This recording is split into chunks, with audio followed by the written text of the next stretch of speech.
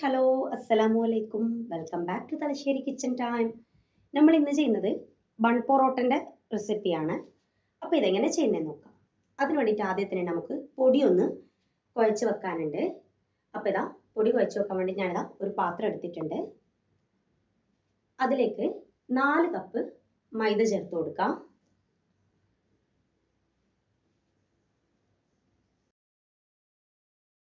അപ്പോൾ ഇതാ 4 കപ്പ് മൈദ ചേർത്ത് കൊടുത്തിട്ടുണ്ട്. പിന്നെ അതിലേക്ക് അതിനാവശ്യമായിട്ടുള്ള ഉപ്പ് ചേർത്ത് കൊടുക്കാം. പിന്നെ അതിലേക്ക് 2 ടീസ്പൂണ് പഞ്ചസാര ചേർത്ത് കൊടുക്കാം. എന്നിട്ട് ഇതെല്ലാം നല്ലോണം തന്നെ ഒന്ന് മിക്സ് ചെയ്ത് കൊടുക്കാം.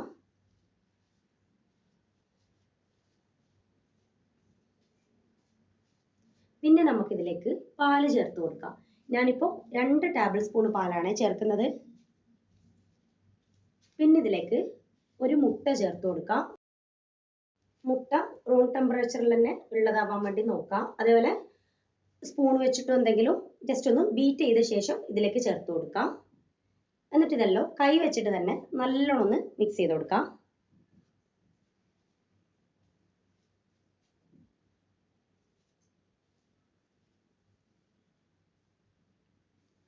പിന്നെ നമുക്കിത് വെള്ളം ഒഴിച്ചിട്ട് കുഴച്ചിട്ടെടുക്കാം. സാധാരണ നമ്മൾ പച്ചവെള്ളം ഒഴിച്ചിട്ട് കുഴച്ചിട്ടെടുക്കാം.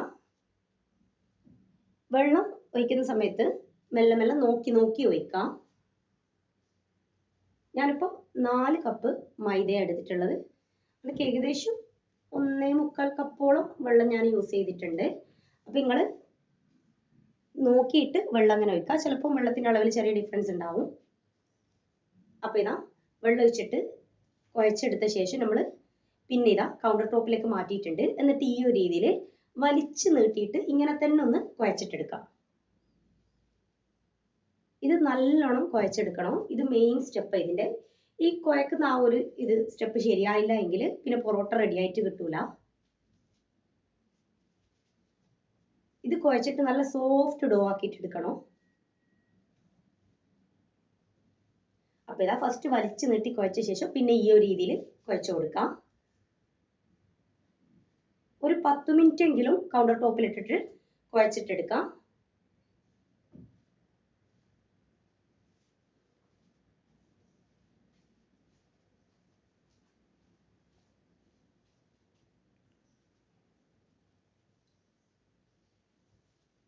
അപ്പോൾ ഇതാ ഞാൻ കുഴച്ചിട്ട് നല്ലൊരു സോഫ്റ്റ് ഡോ ആക്കി എടുത്തിട്ടുണ്ട്. ഇതാ ഈ ഒരു രീതിയിൽ കുഴച്ചിട്ടെടുക്കാം. എന്നിട്ട് നമുക്ക് അത് വെക്കേണ്ട പാത്രത്തിൽ കുറച്ച് ഓയിൽ ഒഴിച്ചു കൊടുക്കാം. പിന്നെ നമ്മൾ കുഴച്ച് വെച്ച ആ ഡോന് മേലെയും കുറച്ച് ഓയിലാക്കി കൊടുക്കാം. എന്നിട്ട് ഇതൊന്ന് റെസ്റ്റ് ചെയ്യാൻ വെക്കാം. ഇത് ഞാനിപ്പോൾ ഒരു 2 മണിക്കൂറിലും കൂടുതലായിട്ട് വെക്കുന്നുണ്ട്. നിങ്ങൾക്ക് ടൈം ഉണ്ടെങ്കിൽ അങ്ങനെ കൂടുതൽ വെക്കാൻ നോക്കാം. അല്ലെങ്കിൽ അറ്റ്ലീസ്റ്റ് 1 മണിക്കൂറെങ്കിൽ വെക്കാൻ വേണ്ടി നോക്കാം. ഇപ്പം ഇതാ ഞാനിത് 2.5 മണിക്കൂറിന് ശേഷമാട്ടോ ഇതെടുക്കുന്നത്.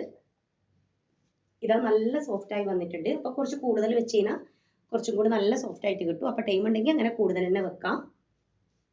അപ്പോൾ ഇതാ ഇത് തന്നെ നമുക്ക് ബോൾസ് ആക്കി എടുക്കണം. അത്യാവശ്യം വലുപ്പമുള്ള രീതിയിലുള്ള ബോൾസ് തന്നെ ആക്കിയിട്ട് എടുക്കാം.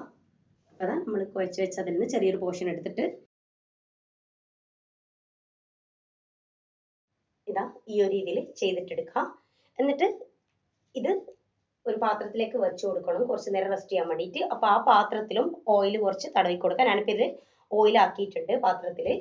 എന്നിട്ട് നമ്മൾ ബോൾസ് ആക്കി എടുത്തല്ലോ ഇതിൽ വെച്ച് കൊടുക്കാം. എന്നിട്ട് ഒരു അരമണിക്കൂർ ഇത് റെസ്റ്റ് ചെയ്യാൻ വെക്കാം. ഞാനിപ്പോൾ 4 കപ്പ് മൈദയാട്ടോ എടുത്തത്. അതിന് കറക്റ്റ് എനിക്ക് 10 ബോൾ ആക്കിയിട്ട് എടുക്കാൻ പറ്റിയിട്ടുണ്ട്. അപ്പോൾ ഞാൻ 2 പാത്രത്തിലാക്കിയിട്ട് വെച്ചിട്ടുണ്ട്. ഇത് എയർ ടൈറ്റ് ആയിട്ട് നമുക്ക് നല്ലോണം അടച്ചു വെക്കാം. കാരണം ഇത് ഡ്രൈ ആയി പോകാൻ പാടില്ല. അപ്പോൾ ഇതാ അരമണിക്കൂറിന് ശേഷം നമുക്കിത് പരത്തിയെടുക്കാം. അതിന് വേണ്ടിയിട്ട് ഇതാ നമ്മൾ നേരത്തെ റെഡിയാക്കി വെച്ചായിരുന്നു ഒരു ബോൾ നമുക്ക് എടുക്കാം. ഇത് പരത്തിയെടുക്കാൻ വേണ്ടിയിട്ട് കൗണ്ടർ ടോപ്പിൽ കുറച്ച് ഓയിൽ ഈ ഒരു രീതിയിൽ തടവി കൊടുക്കാം. എന്നിട്ട് നമ്മൾ റെഡിയാക്കി വെച്ചായിരുന്നു ഒരു ബോൾ എടുത്തിട്ട് ഈ ഒരു രീതിയിൽ കൈ വെച്ചിട്ട് പരത്തി കൊടുക്കാം. പരത്തി കൊടുക്കുന്ന സമയത്ത് ഫസ്റ്റ് സെൻറ്ററിൽ നിന്ന് സ്റ്റാർട്ട് ചെയ്യാം. സെൻറ്ററിൽ നിന്ന് സ്റ്റാർട്ട് ചെയ്ത് പിന്നെ ചുറ്റിയിട്ട് എല്ലാ സൈഡിലേക്കും വരിക. അങ്ങനെ ചെയ്യാം. അല്ലെങ്കിൽ സെൻറ്ററിൽ കട്ടി കൂടി പോവും. ബാക്കിയുള്ളിടത്തെല്ലാം നേരിയ രീതിയിൽ കിട്ടും. പക്ഷെ സെൻറ്ററിൽ ഭയങ്കര കട്ടിയായി പോകും. അപ്പോൾ സെൻറ്ററിൽ നിന്ന് സ്റ്റാർട്ട് ചെയ്തിട്ട് ഈ ഒരു രീതിയിൽ ചുറ്റിച്ച് അങ്ങനെ വരാം. ഇത് വീശി അടിക്കാണ്ട് ചെയ്യാൻ പറ്റുന്ന രീതിയാട്ടാ കാണിക്കുന്നത്. അപ്പോൾ ഈ ഒരു രീതിയിൽ ചെയ്ത് കൊടുക്കാം. കൗണ്ടർ ടോപ്പിൽ എന്തായാലും ഓയിൽ കുറച്ചൊന്ന് ആക്കി കൊടുക്കണം, എങ്കിൽ മാത്രമേ നമുക്ക് പെട്ടെന്ന് തന്നെ ചെയ്തെടുക്കാൻ പറ്റുള്ളൂ. അപ്പോൾ ഇതാ ഈ ഒരു രീതിയിൽ നേരിയ രീതിയിൽ ആയി കിട്ടുന്നവരെ നമുക്ക് കൈവച്ചിട്ട് ഈ ഒരു രീതിയിൽ പരത്തി കൊടുക്കാം.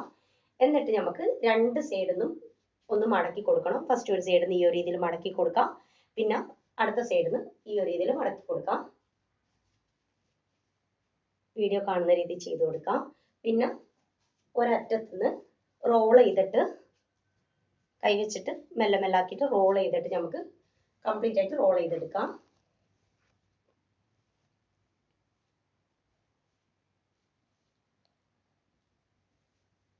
ഇതാ ഫുള്ളായിട്ട് റോൾ ചെയ്ത ശേഷം പിന്നെ നമുക്ക് ഒരു സൈഡിൽ നിന്ന് അകത്തേക്ക് ഈ ഒരു രീതിയിൽ മാവ് അകത്തേക്ക് ആക്കി കൊടുക്കാം. എന്നിട്ട് ആ സൈഡ് പിടിച്ചുകൊണ്ട് തന്നെ മേലേന്ന് ഈ ഒരു രീതിയിൽ കൈവച്ചിട്ട് പ്രസ് ചെയ്ത് കൊടുക്കാം. ഈ വീഡിയോ കാണുന്ന രീതിയിൽ അങ്ങനെ ചെയ്തിട്ടെടുക്കാം. അപ്പോൾ ഇതാ അതാക്കി എടുത്തിട്ടുണ്ട്. ഇനി നമുക്കിത് പൊറോട്ടയാക്കിയിട്ട് പരത്തിയിട്ട് ചുട്ടെടുക്കണം. അതിന് വേണ്ടിയിട്ട് ഇതാ വൺ പൊറോട്ട ആയതുകൊണ്ട് നമുക്ക് ചെറിയ രീതിയിൽ ഈ ഒരു രീതിയിൽ കൈവച്ചിട്ട് ചെറിയ ഇങ്ങനെ ഒന്ന് പരത്തിയെടുത്താൽ മതിയാവും. ചെറുതായിട്ടൊന്ന് കൗണ്ടർ ടോപ്പിലിട്ടിട്ട് പരത്താം. ബാക്കി നമുക്ക് പാനിൽ ഇട്ട് കൊടുത്ത ശേഷം പരത്തിയെടുത്താൽ മതി. അപ്പോൾ ഇതാ അത് പരത്തിയെടുത്തിട്ടുണ്ട്. ഇനി പാൻ വെച്ചിട്ടുണ്ട്, അതിലേക്ക് കുറച്ച് ഓയിൽ ഒഴിച്ചു കൊടുക്കാം.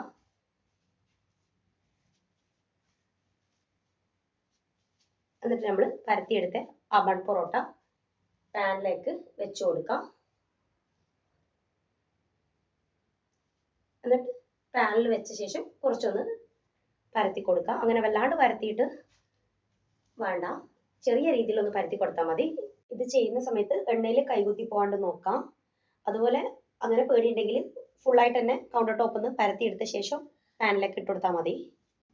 ഇതൊരു മീഡിയം ഫ്ലെയിമിൽ ഇട്ടിട്ട് അങ്ങനെ ചെയ്യാം. കാരണം ആ ഓയിലിൽ കിടന്നിട്ട് ഇത് നല്ലോണം ക്രിസ്പി ആയി വരണം. അപ്പാണ് ആ ഒരു കറക്റ്റ് ടേസ്റ്റ് കിട്ടുക അതിൻ്റെ. പിന്നെ നിങ്ങൾ ഈ വീഡിയോ കാണുന്ന സമയത്ത് നിങ്ങൾക്ക് ഈ വീഡിയോ ഇഷ്ടമാണെങ്കിൽ ഒന്ന് ലൈക്ക് ചെയ്യാം. ചാനൽ ഇഷ്ടമാണെങ്കിൽ ഒന്ന് സബ്സ്ക്രൈബ് ചെയ്ത് സപ്പോർട്ട് ചെയ്യുക. തൊട്ടടുത്തുള്ള ബെല്ലൈക്കണം കൂടി ഒന്ന് പ്രസ് ചെയ്യാം. എങ്കിൽ മാത്രമേ ഞാൻ വീഡിയോസ് ഇടുമ്പോൾ നിങ്ങൾക്ക് നോട്ടിഫിക്കേഷൻ കിട്ടുള്ളൂ. അപ്പോൾ ഇതാ ഈ ഒരു രീതിയിൽ എണ്ണയിൽ കിടന്നിട്ട് നല്ലോണം തന്നെ ഒന്ന് പൊരിഞ്ഞ് വരണം. ഒരു സൈഡ് ആയി കഴിഞ്ഞാൽ അടുത്ത സൈഡിലേക്ക് തിരിച്ചിട്ട് കൊടുക്കാം. അങ്ങനെ രണ്ട് സൈഡും നമുക്ക് നല്ലോണം ഒന്ന് പൊരിച്ചിട്ടെടുക്കാം. കരിഞ്ഞു പോകരുത്, നല്ലോണം ഒന്ന് പൊരിച്ചിട്ടെടുക്കാം. എന്നിട്ട് നമുക്കിത് രണ്ട് സൈഡ് ആക്കിയെടുത്ത ശേഷം എണ്ണയിൽ നിന്ന് എടുത്ത് മാറ്റാം. ഞാനിപ്പോൾ ഇതിന് ബീഫിൻ്റെ കറിയായിട്ട് ആക്കിയത്. ചിക്കൻ കറി ആയാലും ബീഫ് കറി ആയാലും എല്ലാം ഇതിന് നല്ല കോംബോ ആണ്. അപ്പോൾ ഇതാ ഈ ഒരു ഇതിൽ രണ്ട് സൈഡ് നമുക്ക് പൊരിച്ചിട്ടെടുക്കാം. എന്നിട്ട് ചൂടോട് കൂടി തന്നെ കൈവച്ചിട്ടൊന്ന് അടിച്ചു കൊടുക്കാം. വേണമെങ്കിൽ രണ്ടെണ്ണം ഒന്നിച്ച് ചുട്ടെടുത്തിട്ട് രണ്ടെണ്ണം ഒന്നിച്ചിട്ട് അങ്ങനെ അടിച്ചു കൊടുത്താലും മതി. ഞാനിപ്പോൾ ഒന്ന് വെച്ചിട്ട് ഇതിൽ കാണിച്ചിരുന്നുണ്ട്. ഈ ഒരു രീതിയിൽ അടിച്ചു കൊടുക്കാം. ഇതാ നമ്മൾ ബൺ പൊറോട്ട ഇതാ നല്ല അടിപൊളിയായിട്ട് നല്ല ലെയർ ആയിട്ടെല്ലാം കിട്ടിയിട്ടുണ്ട്. അപ്പോൾ ഇതാ ഈ ഒരു രീതിയിൽ എന്തായാലും എല്ലാവരും ഒന്ന് ട്രൈ ചെയ്ത് നോക്കാം, ഫീഡ്ബാക്ക് പറയാം. പിന്നെ ഈ വീഡിയോ ഹെൽപ്പ് ആവും എന്നുള്ളവർക്കൊന്ന് ഷെയർ ചെയ്ത് കൊടുക്കാം. അപ്പോൾ ഇൻഷാ അല്ലാഹ് വേറെ വീഡിയോ ആയിട്ട് കാണാം.